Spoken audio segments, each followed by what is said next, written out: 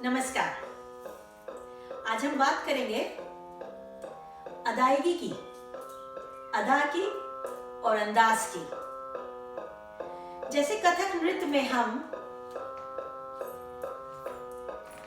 अदायगी करते हैं किसी अदा को दिखाने के लिए, फेशियल एक्सप्रेशंस के थ्रू, फिजिकल एफर्ट्स के थ्रू, वो अंदाज कहलाता है। अदा की अदायगी का अंदाज अदा पे आके समाप्त होता है और अदा से शुरू होता है। ठीक उसी तरह जैसे सम से शुरू होता है और सम पे आके खत्म होता है। तो जब भी हम कोई एक्सप्रेशनल पीस करते हैं, उसकी अदायगी करते हैं, तो अंदाज में अस्थिरता होती है, निरंतरता होती है, कंटिन्यूटी होती है। और जब हम उसको समाप्त करते हैं तो वो अदा बन जाती है। तो अदा से शुरू होता है अंदाज और उसकी अदायगी फिनिश होती है वापस से आके अदा पे। अदा में ठहराव है, स्टेबिलिटी है, स्थिरता है, और अंदाज जो है अदायगी का, उसमें कंटिन्यूटी है, निरंतरता है। जैसे मैं कुछ भाव करती हूं तो उदाहरण के लिए, एग्जाम्पल के लिए, आलिंगन का भाव है ये। आलिंगन यानी आलिंगन, एम्ब्रेस करना।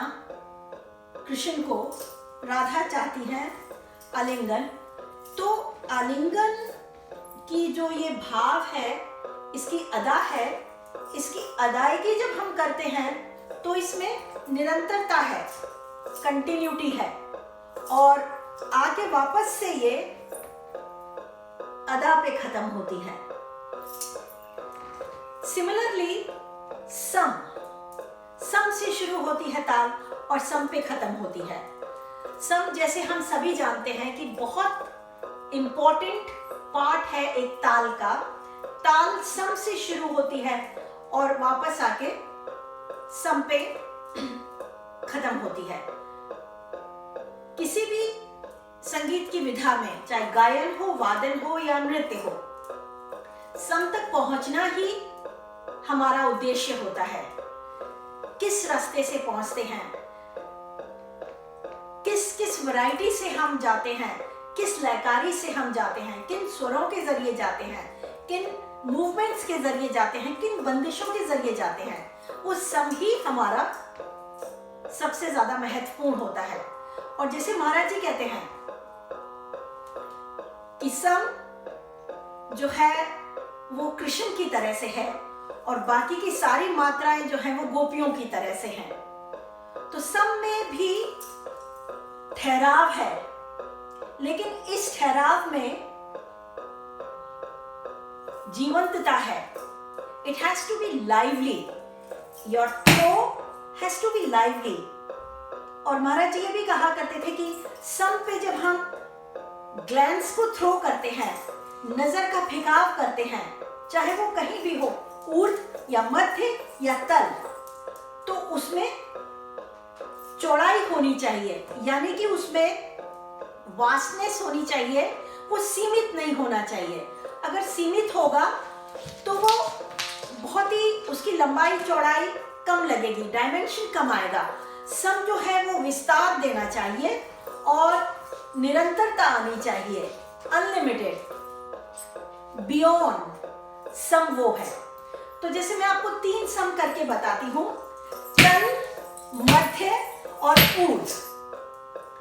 हम उसका ऑपोजिट मूवमेंट लेते हैं सम से पहले, ताकि सम हमारा ज्यादा फोर्सफुल लगे। फॉर एन एग्जाम्पल, हमारे सम के लिए अगर हमने यहां झुकना है तो हम उसको ऊपर से लेंगे तो वो बहुत सुंदर लगेगा। तिन तिन ता ता ता ता ता। तो मैंने किया ता ता ता ता ता ता ता। तो उसमें एक स्पार्क आता है, गति आती है, फोर्स आती है, जो कि कथक की बहुत एक खासियत है। फिर मध्य की मैं बात करती हूँ। मध्य धा। अगर नेक का मूवमेंट धा पे यहां पे है तो धा, धा।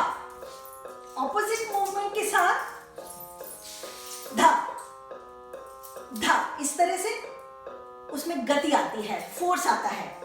अब मैं बात करती हूं ऊर्ध्व की। तथा, तथा, तथा। अगर मैं इसको ऑपोजिट मूवमेंट देके एक मोमेंटम नहीं क्रिएट करूं तो वो थोड़ा सा आकर्षक कम लगेगा। जैसे धा, आप तक बात नहीं पहुंचेगी। और कथक में हमें फ्रेम से निकल के आना होता है। सम पे हमें वो जो एक फ्रेम बनाते हैं हम एब्स्ट्रैक्ट में, सम से हम निकल के आते हैं धा।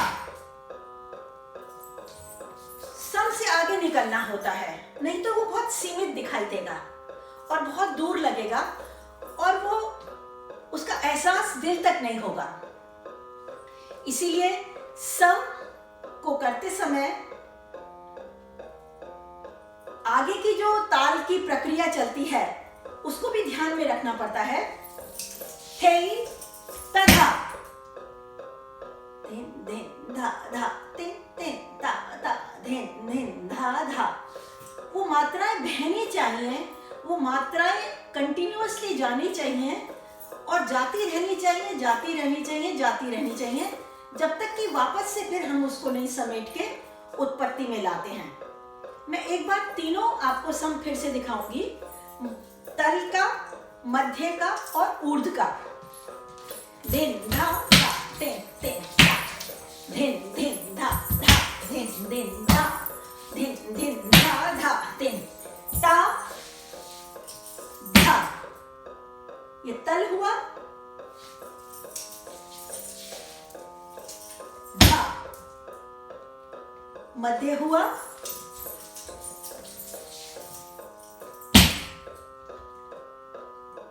ऊर्ध्व हुआ,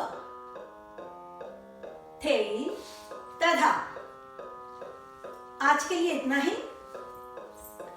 उम्मीद करती हूं, आशा करती हूं कि आप इस तरह से नाचते रहेंगे, कथक से प्यार करते रहेंगे और अपने को फिट रखेंगे और हैप्पी रखेंगे। नमस्कार।